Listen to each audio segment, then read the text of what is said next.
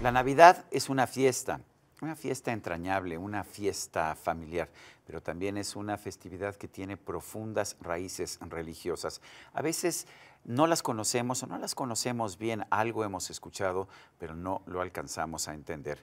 A lo largo de muchos años, el padre Cipriano Sánchez nos ha ayudado a entenderlo. Él tiene estudios de licenciatura en Filosofía de la Universidad Gregoriana de Roma, maestría en Teología por la Universidad Pontificia Santo Tomás de Aquino, en Roma, y un doctorado en Filosofía de la Universidad Anáhuac de México. Es también actualmente el rector de la Universidad Anáhuac. Siempre un gusto, Cipriano, el que estés con nosotros. Sergio, gracias. Hemos escuchado 1000 veces la historia de la Navidad, del nacimiento del niño Jesús, pero a veces se convierte esto en una de estas historias que parecen un mito, que se repiten y en el que ya le ponemos atención no a lo profundo, sino a lo superficial. ¿Qué debemos entender en la Navidad? Aparte de, por supuesto, el gusto de ver a nuestros seres queridos, ¿por qué es importante para la religión, para la parte más profunda, el entender esta festividad? Yo creo que la Navidad es hay que entender el contexto, incluso en la que los mismos evangelios nos lo proponen. No hay que olvidar que los evangelios no solamente nos cuentan una historia de lo que pasó hace 2000 años y que es bonito de pronto repetir, como cada año vemos el cuento de Navidad o nos juntamos con nuestro amigo el Grinch navideño, el verde. Scrooge. Exactamente, ¿no? Es mucho más allá, porque cuando el profundo sentido religioso la Navidad es un momento de encuentro. Es Dios, que para así lo creemos los cristianos, que viene a nuestro encuentro y lo hace, tú lo has comentado muy bien, en un ambiente familiar. Lo hace en un ambiente de un hogar judío del primer siglo de nuestra era cristiana. Importante, es un hogar judío. ¿Por qué es importante eso? Es un hogar judío porque todos los símbolos van a estar hablando justamente de lo que los judíos esperaban. A lo largo de toda la historia del Antiguo Testamento, el judaísmo siempre ha esperado al Mesías. La palabra Mesías significa el ungido, Mashal, que se traduce en griego como Cristo, en español como ungido. Es el que le ungen el cuerpo con aceite. El que le han puesto aceite para señalarlo, para decir, tú eres la persona elegida. Es por eso que es tan importante que todos los signos que están en torno al nacimiento de Jesús van a señalar que Él es elegido para algo. Y es muy llamativo porque los evangelistas nos dicen, ¿para qué es elegido? Y al final siempre la elección es muy clara. Es elegido a través de su entrega, de su sacrificio, que celebramos luego en la Semana Santa, que es la gran fiesta, nunca olvidemos, del cristianismo, para que justamente es el elegido para romper el mal en el mundo. Y hay un dato muy curioso, que es la coincidencia, por ejemplo, que San Lucas hace con el emperador Augusto. Si recordamos el Evangelio de San Lucas, al principio dice, el emperador Augusto mandó a hacer un censo para que todos se empadronasen en su lugar de origen. Así empieza el Evangelio. Exactamente. Entonces, es muy llamativo que este emperador Augusto, él celebraba su nacimiento. Y existe una estela de su nacimiento, del año 9 antes de Cristo, en el cual dice que él viene a poner la paz y que sin él no habría habido mundo, que el mundo se habría derrumbado. Qué curioso que el evangelista toma eso, él sabe, él pertenece a esa cultura que está viviendo y dice, no, a ver, no es Augusto quien va a poner la paz, y no es Augusto quien va a evitar que el mundo se derrumbe, sino que es este niño que nace en Belén, justamente sin que Augusto lo sepa, pero que nace en una comunidad judía, que nace en una comunidad que ha sido el pueblo judío, pueblo elegido por Dios a lo largo desde Moisés, Abraham, Moisés, etcétera, los profetas, y que en él se viene a concentrar, como si fuese una especie de punto cósmico, para llamarlo así, toda esta historia de esperanza de la humanidad. ¿Qué es lo que tenemos que experimentar cada Navidad? Además del gusto, de tantas cosas bonitas que vienen, pero tenemos que experimentar, decir, hay una esperanza. La Navidad es una fiesta de esperanza. Es decir, ¿sabes qué? El mundo puede ser muy complejo, puede ser muy difícil, puede haber muchos apocalipsis, por así decir, ¿no? De hecho, la época en la que nace Jesús es una época muy compleja porque el pueblo judío se sentía sometido por Roma, que era un... Lo estaba, de alguna forma, exactamente. aunque tenía su propio rey, digamos. Tenía un rey que era una especie como de títere de Roma, que tenía que obedecer a Roma, pero estaban solamente, ellos se sentían muy mal sometidos a Roma porque se sienten el pueblo elegido, no pueden ser, por lo tanto, súbditos de un emperador pagano, de un emperador que no es judío. Y todo esto, lógicamente, lleva a una situación interna de crisis, y ese momento en que nace Jesús de Nazaret, nace en Belén de Judá. ¿Por qué la familia de Jesús era diferente? ¿Cuáles eran las características de María y José? Independientemente de que hay una serie de datos, vamos a llamar así, sobrenaturales, ¿no? Como la anunciación milagrosa, el hecho de que los cristianos siempre hemos pensado en la concepción y nacimiento virginal de Jesús, que tiene su simbología también teológica. Hay un dato muy interesante. María pertenece a una familia de tipo sacerdotal. José pertenece a una familia de tipo real. Con lo cual, en Jesús, que va a ser el último de los profetas, es decir, el último de los que anuncian, ¿no? En Jesús se juntan estas tres grandes imágenes de todo el Antiguo Testamento. El sacerdote en María, el rey, en José, y el profeta.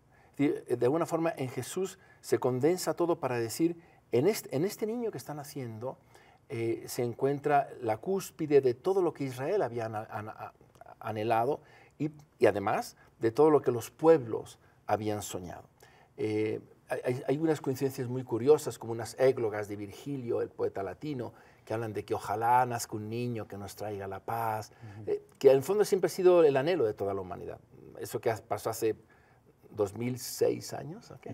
O 2018 más 6, 2024 años posiblemente. Porque además no hay año cero para empezar, pero no es el año 1 tampoco. Sí, exacto. Explícanos por qué. Explícanos cuándo nació Jesús.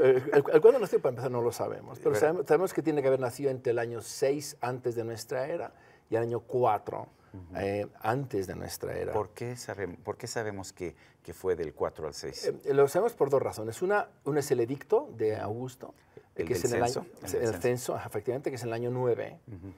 Y sabemos que está reinando Herodes. Entonces, Herodes muere... Tienen que coincidir las dos cosas. Tienen que coincidir las dos cosas. Entonces, Herodes muere en el 4 antes de Cristo. Por lo tanto, Jesús tiene que haber nacido en esa fecha.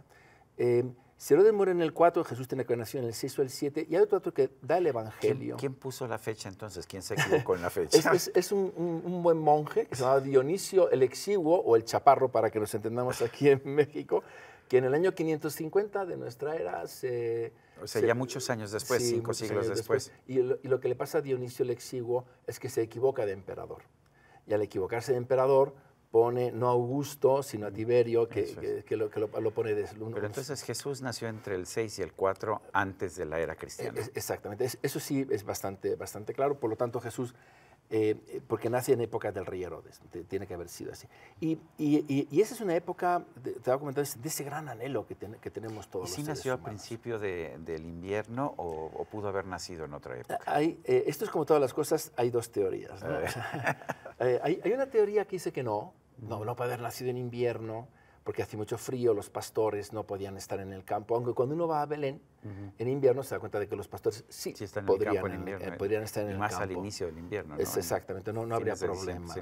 Además, ellos viven en cuevas, toda la zona de Belén es un entretejido de cuevas, o sea que perfectamente los pastores podrían haber estado en ese ambiente. Pero hay un dato muy curioso que incluso el Papa Juan Pablo II se encargó de investigar y que él quiso poner en su libro, ¿verdad? El libro, porque tiene 3 libros sobre Jesús, pero el primero, que tú me lo regalaste. Sí, exactamente. A ver, cuéntanos por qué. El dato es interesante. No olvidemos, ahí viene otra cronología curiosa, y es que no olvidemos que Jesús nace 6 meses después, es concebido, ¿no? Y nace, por lo tanto, 6 meses después de Juan Bautista. Por lo tanto, ya sabemos que tiene que haber pasado algo 6 meses. ¿Qué pasa antes de esto? Que su padre Zacarías está en el templo. Su padre Zacarías, él pertenece a un turno, al turno de Abías, el turno sacerdotal de Abías. Y curiosamente los sacerdotes judíos, los Kohanim, que llaman hoy día, que hoy todavía existen familias que se consideran descendientes de las tribus sacerdotales del siglo I de nuestra era, y que incluso se juntan en el templo, en la explanada del Muro de los Lamentos una vez al año para bendecir como sacerdotes. Kohanim son los sacerdotes. Ellos bendicen, por lo tanto, ellos siguen guardando el turno, porque están esperando el día en que el templo vuelva a ser restablecido y saber a quién le va a tocar volver a ser el oficio, el sacerdote.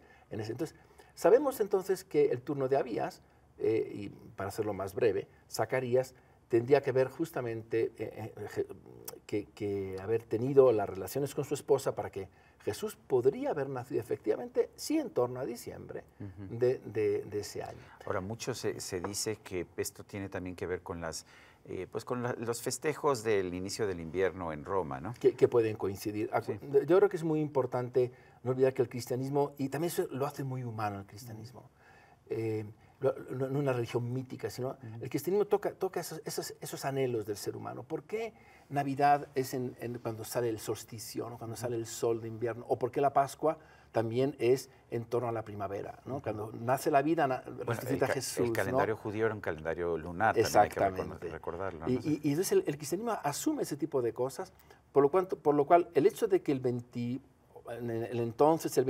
hoy el 21 de diciembre, fuese el inicio del sol que nace. Sí, el solsticio de invierno, sí. Para los cristianos sería muy fácil identificar el sol que nace con Jesús que nace. Ahora, en Roma había la Saturnalia y había toda una serie de festejos al inicio del invierno, ¿no es así? Se desordenaban un poquito. Muy, eso tengo entendido, sí. Es curioso. De hecho, es una de las razones por las que hubo grupos que rechazaban la Navidad, grupos cristianos, ¿no es así? Sí, grupos sobre todo en la época del puritanismo de Inglaterra, en la época de Cromwell y todo eso. Que decían que era una fiesta pagana. ¿Qué les dices ahora? Bueno, sigue siendo una fiesta pagana. Yo creo que la hemos... recientemente vi un comercial a este respecto. Llega la Navidad y es todo menos lo que la Navidad significa. Por desgracia hemos transformado la Navidad en una época de compras y de consumo y no en una época de decir cómo recupero la esperanza. Pero también es una época de recuperación de la familia, ¿no? Y de la familia. Y de reunión. Lo vemos, bueno, ¿cuántos migrantes mexicanos no regresan en Navidad para ver a sus familias? Y para ellos el momento más importante del año, cuando regresan y a veces ven a sus familiares una vez al año nada más, ¿no? Sí. Y yo creo que justamente el hecho de que, como lo que comenzábamos esta plática, el hecho de que Jesús nazca en una familia. ¿Qué vemos en el nacimiento, cuando ponemos el nacimiento? Vemos a un niño, pero vemos a un papá y vemos a una mamá.